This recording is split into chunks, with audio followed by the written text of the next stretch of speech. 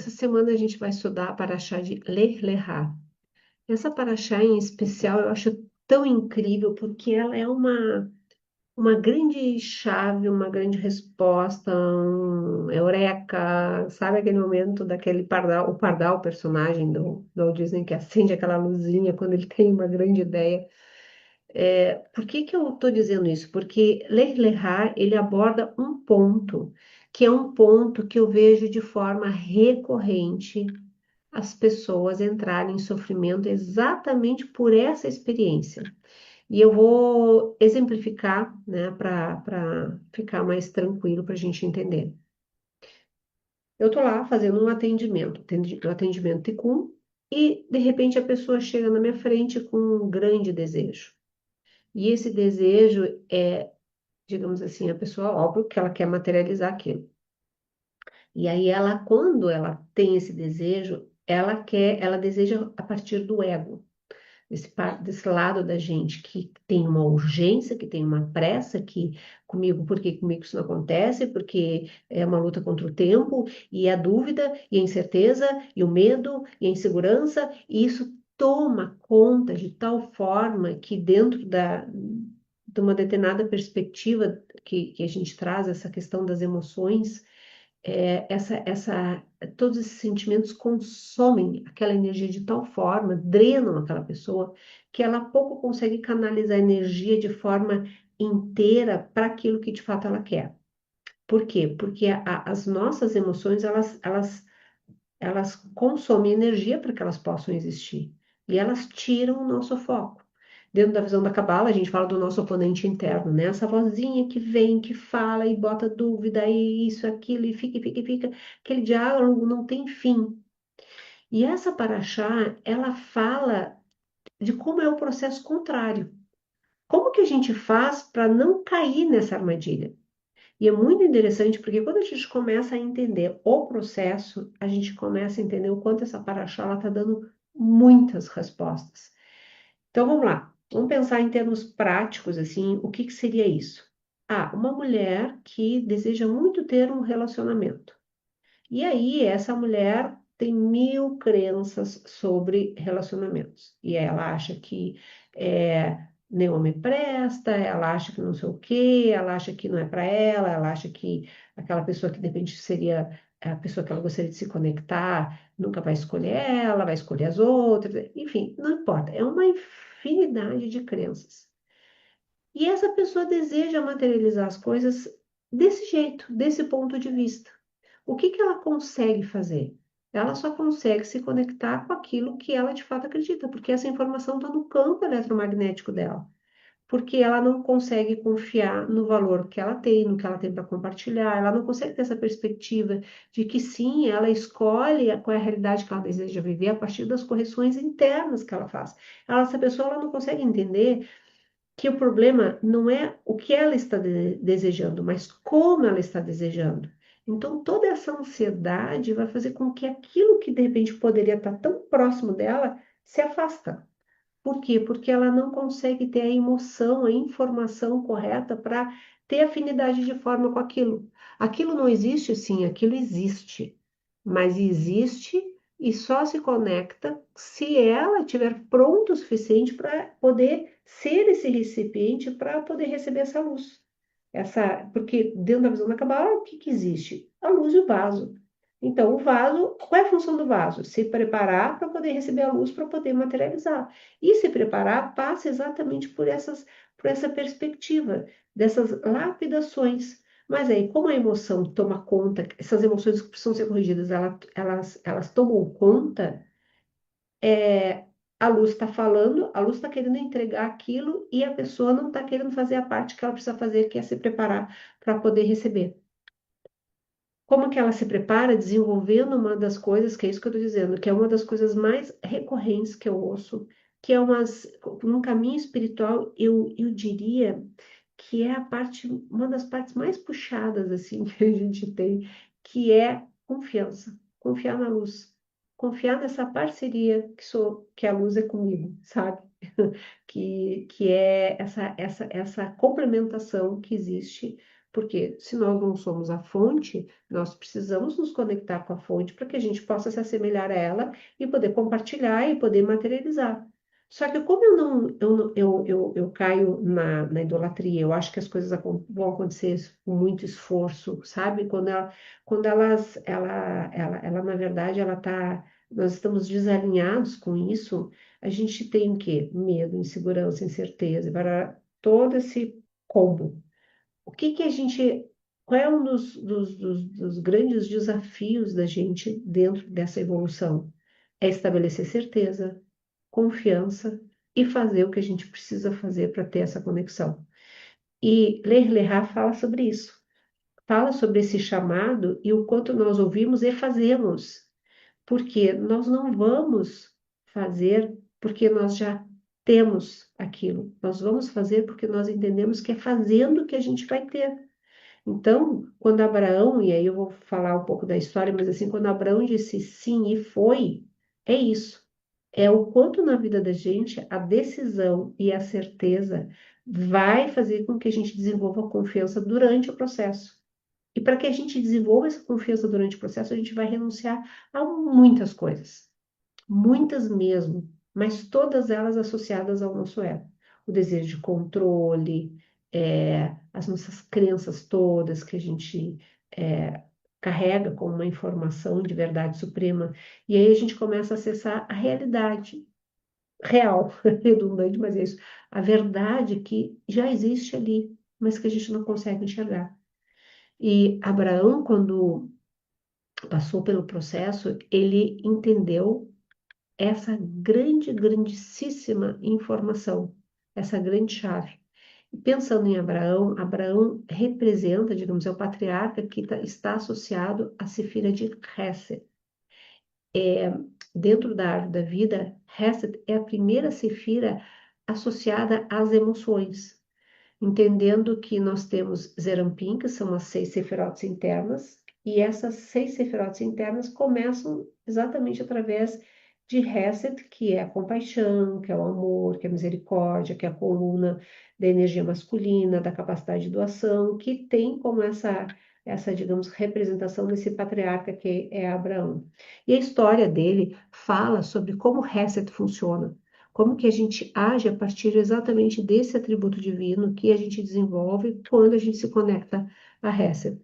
Então, Hesed está associado exatamente a esse chamado da alma, esse despertar de Hesed, esse momento em que a gente vai, a gente confia, a gente decide, e aí a gente vê para onde a gente vai. Sabe, um passo que a gente dá, eu vou, antes mesmo de começar a compartilhar as lâminas, eu vou falar de uma história que, para quem já é meu aluno, isso não é uma história nova, mas é uma história que é a exemplificação muito clara de como isso pode acontecer.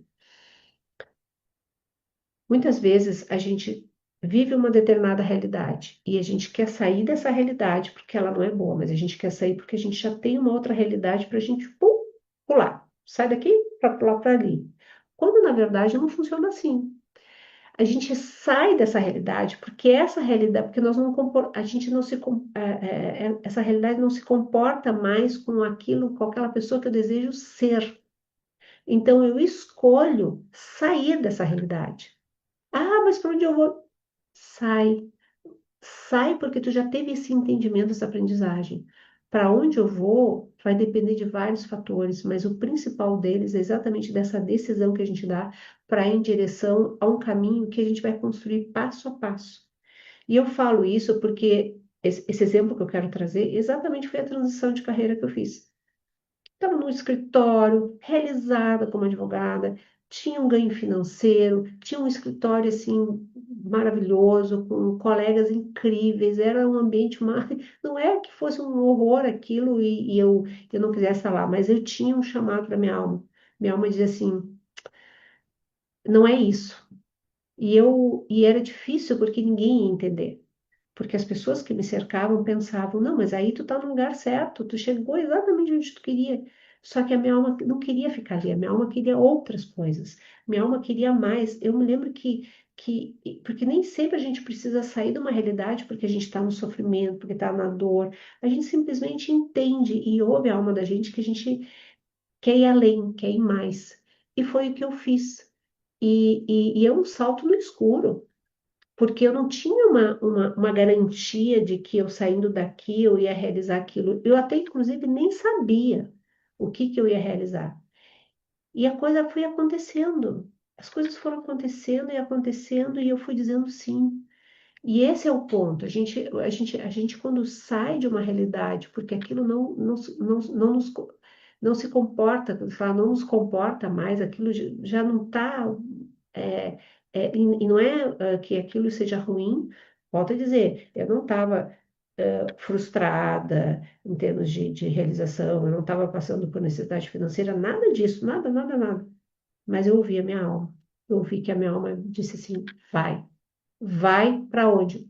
Vai. Simplesmente vai.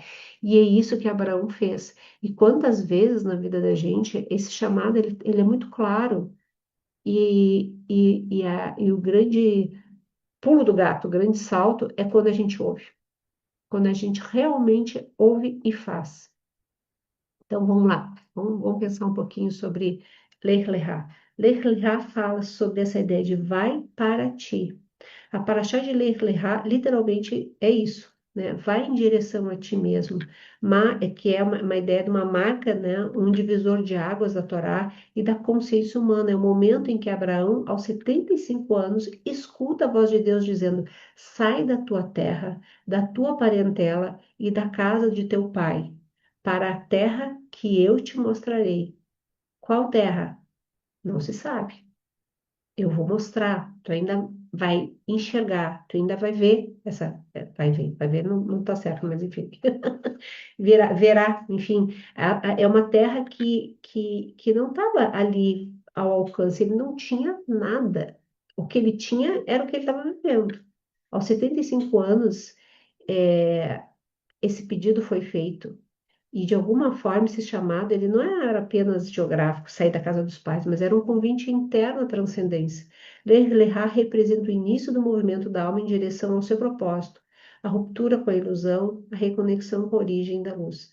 É muito interessante porque aqui é esse momento. Sai daquilo que de repente tu sabe o que é, já viveu essa realidade. Então, é como se fosse mais do mesmo. Quer crescer, quer te desenvolver, olha para dentro de ti, olha para esse chamado, olha para o que está de fato acontecendo. Então, o despertar de Hesed, na linguagem da Cabala, esse é o despertar do atributo de Hesed, essa bondade, o amor incondicional. É através de Abraão que é o primeiro a revelar a possibilidade de manifestar compaixão e altruísmo como força criadora no mundo. Cada ser humano vive o seu próprio ler-lerá, pois todos, em algum momento, somos chamados a deixar as nossas zonas de conforto, as nossas crenças, os nossos padrões, a dependência, a idolatria do ego, para caminhar em direção ao que ainda não conhecemos, mas que é, em essência, o que realmente somos. Isso é muito, muito importante, porque pensem que isso se vive ciclicamente. Ah, qual é o ciclo? De quanto tempo? Não sei. Depende para cada um, mas é cíclico. Todos nós vamos ter em algum momento um. Olha só, isso tem um viés muito importante. Dentro da Cabala, o desejo, ele é algo que depende da gente, não depende da luz. Ter o desejo é uma escolha nossa, mas só ter o desejo sem a consciência de que a luz deve participar também não é algo que está completo. Então, existem dois movimentos. Um, que é despertar o desejo dentro de mim, o desejo de expandir, o desejo de crescer, e a outra parcela, digamos assim, é entender que eu preciso me preparar para que essa luz seja depositada e eu consiga acessar essa nova realidade. Só que para que isso aconteça, eu vou renunciar a muitas coisas. Eu vou fazer muitas renúncias, porque se eu não fizer essas renúncias, eu não vou conseguir acessar essa nova realidade. Então, aquela realidade que eu estou vivendo, eu já conheço. Eu sei como funciona. E de alguma forma é confortável o suficiente. Agora, quando eu começo a fazer uma nova realidade, acessar uma nova realidade, eu vou fazer uma série de renúncias, vou trabalhar o aspecto do Tsim, porque imaginem que Abraão tinha dentro da casa do pai, ele tinha o que a gente chama dessa relação idólatra, né? Imaginem que a relação, que essa, dentro dessa perspectiva, a idolatria, ela é exatamente se manter com uma certa conquista de coisas, mas que a gente não está conectado na nossa essência com a luz através dessas conquistas. Aquilo não ressoa dentro da gente. E quando Abraão saiu da casa dos pais, ele foi expandir os seus desejos. Ele foi ampliar seu vaso, a sua vasilha, passando por uma série de situações de experiências que vão fazer exatamente ele ampliar essa capacidade de se conectar com a luz, com a fonte. Então, toda vez que nós fazemos esse movimento, a gente está fazendo isso. A gente está desejando ampliar esse vaso. Volto a dizer, o desejo depende da gente, só que o desejo deve servir para despertar a vontade de ampliar esse vaso através das nossas correções, para que cada vez mais a gente possa se conectar com essa luz e ampliar nossa capacidade de compartilhar.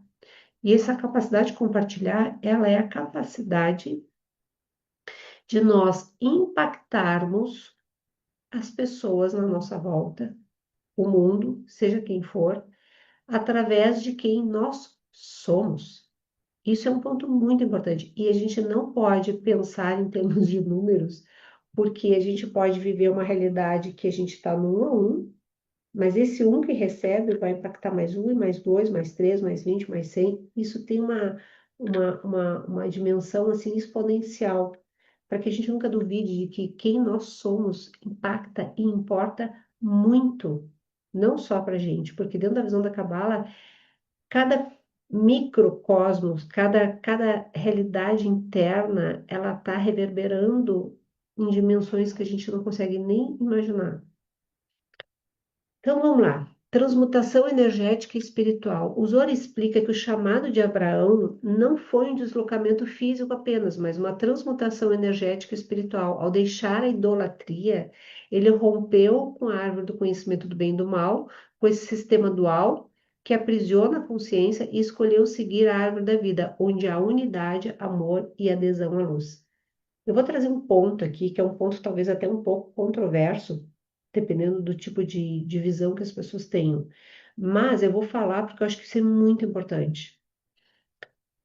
Quando eu vivi todo o processo com a minha mãe, que foi embora quando eu tinha 2 anos, aquela coisa toda, e as várias coisas que aconteceram comigo, o quanto eu responsabilizava a minha mãe pela ausência dela, por aquelas coisas terem acontecido, eu me sentia vítima, ficava com um buraco enorme dentro de mim, e vivi muitos anos assim, até que lá pelas tantas eu entendi que de repente eu precisava perdoar, comecei a fazer um trabalho para perdoar e me responsabilizar pelas coisas, e assim eu fui, porque era o que eu tinha acesso, e eu entendo hoje, olhando para trás, que cada momento foi uma etapa do processo e tá tudo certo.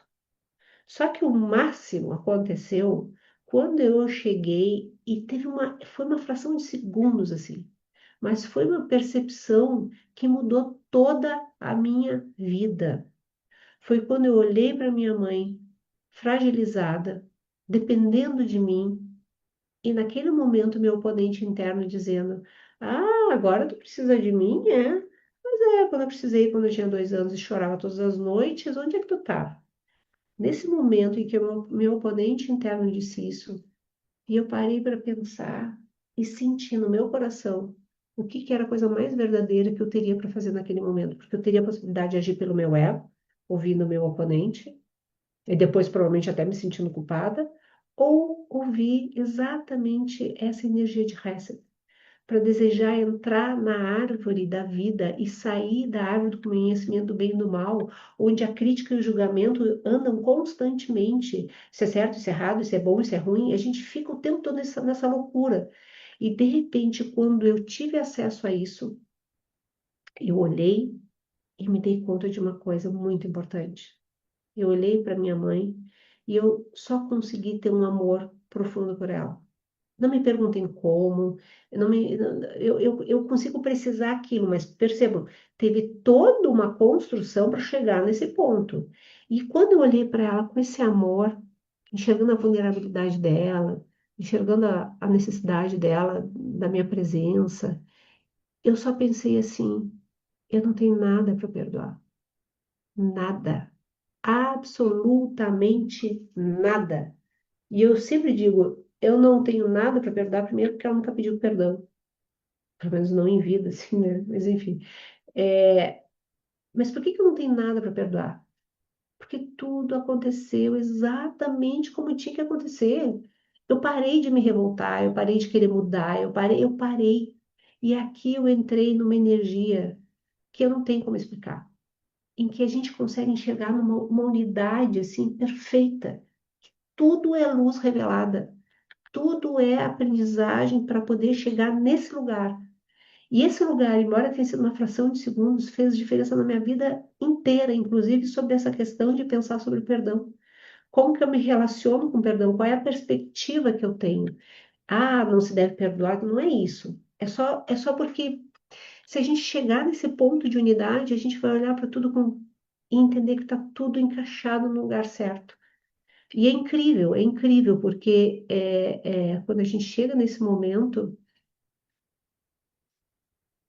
a gente só diz assim, é isso. É o momento em que acende aquela luzinha e não tem mais nada para ser dito, sabe? Vamos lá, mas vamos pensar que a revelação de Hesed. Então, Abraão, né, personifica Hesed, o primeiro dos atributos emocionais da Sefirot, que correspondem à misericórdia, à abertura do coração e à doação sem cálculo. Pensem nessa experiência. Foi isso. Eu não estava medindo mais se ela merecia, se não merecia, se ela tinha feito, se tinha deixado de fazer. Não interessa. Eu estava ali e eu fiz. Fiz o que tinha que ser feito. Mas não porque era minha obrigação, não porque eu estava revoltada, mas tinha responsabilidade jurídica sobre aquilo. Fiz porque o meu coração estava inteiro para fazer. E esse é o ponto. E quanto mais a gente estuda Cabala, mais a gente entende que nós tivemos os pais certos, a história certa, as experiências certas, está tudo certo. E a vida, quando nos traz essa consciência, a gente entende que ali a gente fez uma correção. Então, é isso. Quando a gente fala sobre Hesed, ele está nos convidando para isso. Então, vamos lá. Eu vou trazer alguns pontos aqui, mas depois nas próximas semanas a gente vai estudar que Abraão representa Hesed,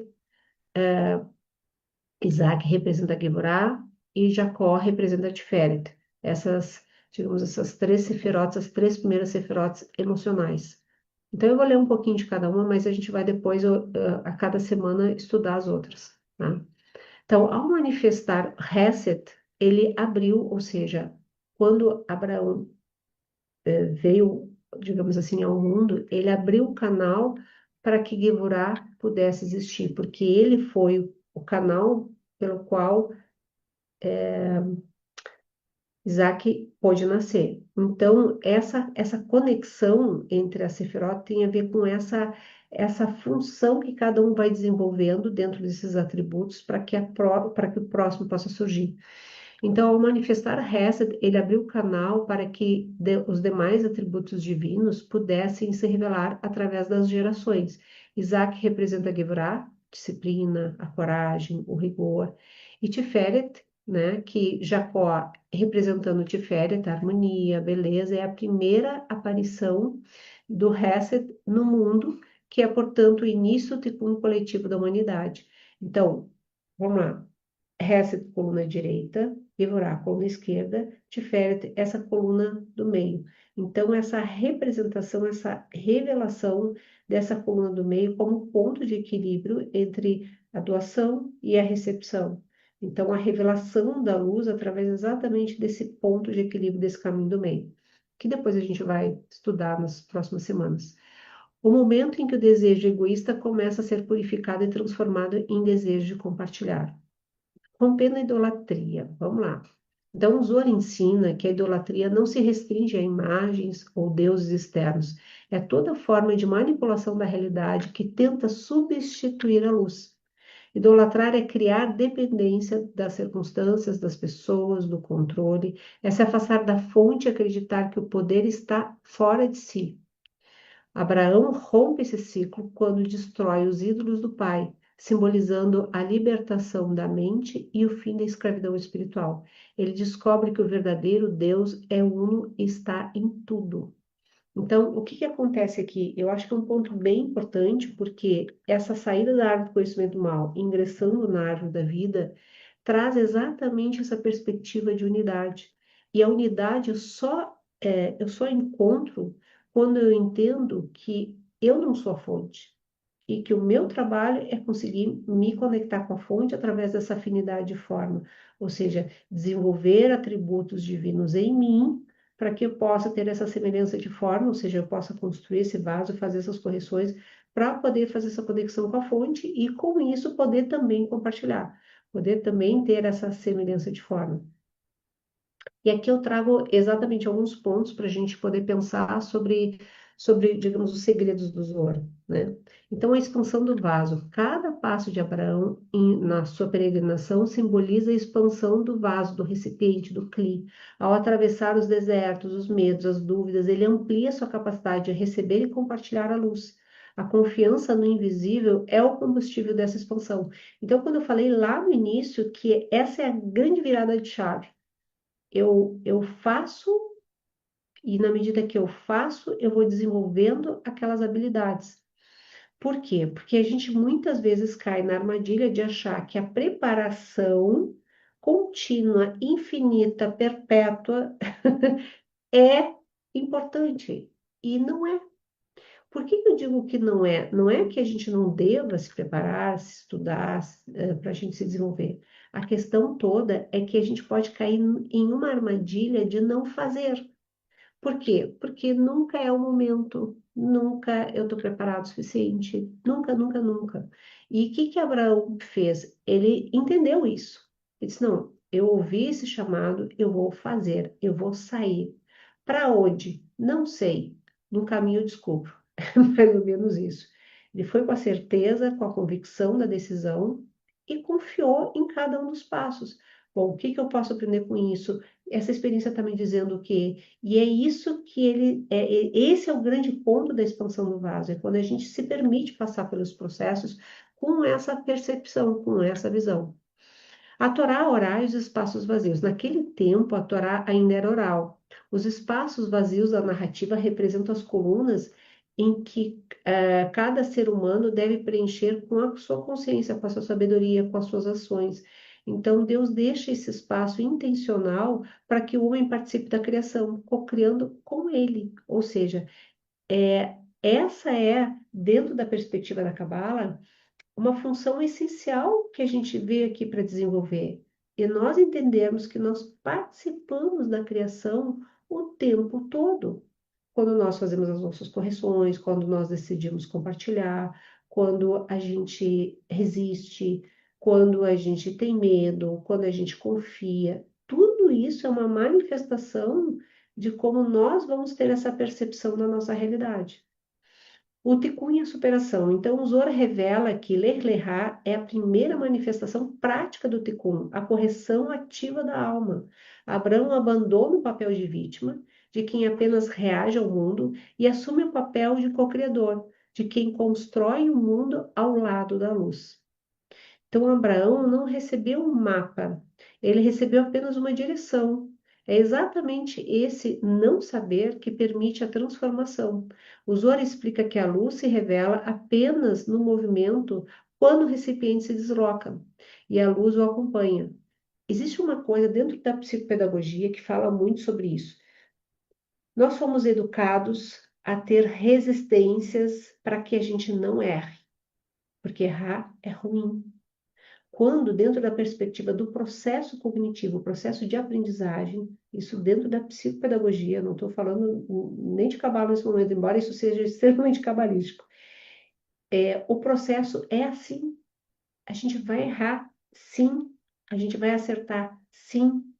Quando? Quando a gente decide, a partir daquilo que a gente considera erro, aprender com essa experiência para que a gente se transforme e a gente possa fazer dessa experiência essa capacidade de desenvolvimento. Então, o erro, embora tenha essa palavra pesada, né, dentro do nosso imaginário, na verdade é uma grande oportunidade para a gente se desenvolver mais. Então, isso vai depender exatamente da forma como nós vamos significar aquela experiência que nós tivemos. Como viver o Ler-Lerá? Então, essa ideia de sair da terra interior, ou seja, observe quais são as terras que você ainda não deixou. Quais são as crenças antigas, as dependências emocionais, as opiniões que já não servem mais para sua evolução. Ler Lerrar convida você a desapegar daquilo que te impede da expansão. Entendam que essa expansão ela é interna e o reflexo disso é externo. Mas antes de qualquer coisa, é dentro desse mundo interno. Confiar no invisível, ou seja, adquirir certeza, confiança dentro do próprio processo, que é puxado, eu concordo, mas é extremamente importante. Então, nem sempre o destino, né, ele é revelado. Caminhar na incerteza é o maior ato de fé. Exercite a confiança dando passos concretos em direção ao que você sente ser luz, mesmo sem garantias esse chamado da alma, aquilo que está dentro da gente e a gente muitas vezes sufoca, né? Revelar o reset em ações simples. A verdadeira transformação começa em gestos cotidianos. Ouvir sem julgar, oferecer sem esperar retorno, agir com empatia. Cada ato de reset ilumina o mundo e atrai mais luz para o seu vaso.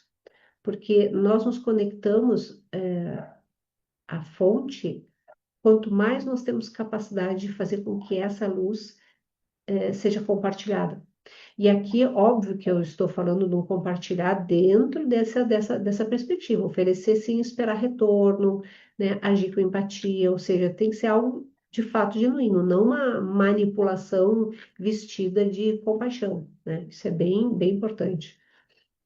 Preencher os espaços vazios. Quando o silêncio ou vazio surgirem, seja em relações, projetos, emoções, entenda que são convites para preencher com sabedoria.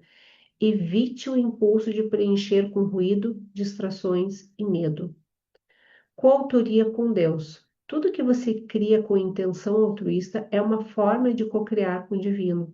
A presença consciente no agir é o que diferencia o movimento espiritual de um mero esforço humano. Prestem muita atenção nisso, porque é muito comum as pessoas ficarem exauridas no esforço, o que é muito diferente de fazer um movimento de cocriação, né? Cocriando com a luz de forma consciente. É muito diferente, porque aí as coisas são mais sincrônicas, são mais fluídas, e mesmo quando as coisas, quando vierem os desafios, a gente vai ter uma perspectiva de que a gente está passando por aquilo porque a gente está se desenvolvendo, a gente vai desejar aprender com aquilo, a gente vai ter uma forma de receber, como a própria palavra Cabala fala, né? Que é essa ideia de aprender a receber de um jeito completamente diferente. Então, a Paraxá de Lerá ensina que o caminho espiritual não começa quando encontramos a luz, mas quando decidimos caminhar mesmo na escuridão. O verdadeiro milagre de Abraão não foi ouvir a voz de Deus, mas responder a essa voz. Por quê? Porque quando a gente entende que a gente quer garantias, a gente quer segurança, nós queremos controle, a gente se desconecta muitas vezes da fonte quando a gente age assim. Então, a grande virada de chave é quando a gente está vivenciando uma situação em que aquela luz não está revelada e eu decido que eu vou participar do processo de revelação dessa luz através da minha confiança. Então, cada vez que nós escolhemos seguir a luz, ao invés de ficar parado, né, a inércia aqui no sentido de não movimento, né, não, porque a inércia ela pode ser estar é um estado contínuo. Se eu estou parado, continuar parado, se eu estou em movimento, continuar em movimento, mas aqui no sentido de parar mesmo. Nós repetimos esse ler-lerá dentro de nós. A Cabala nos lembra A fé não é a ausência da dúvida, mas a capacidade de agir apesar dela. A alma madura entende que a certeza antecede a visão. Não é ver para crer, mas é crer para ver.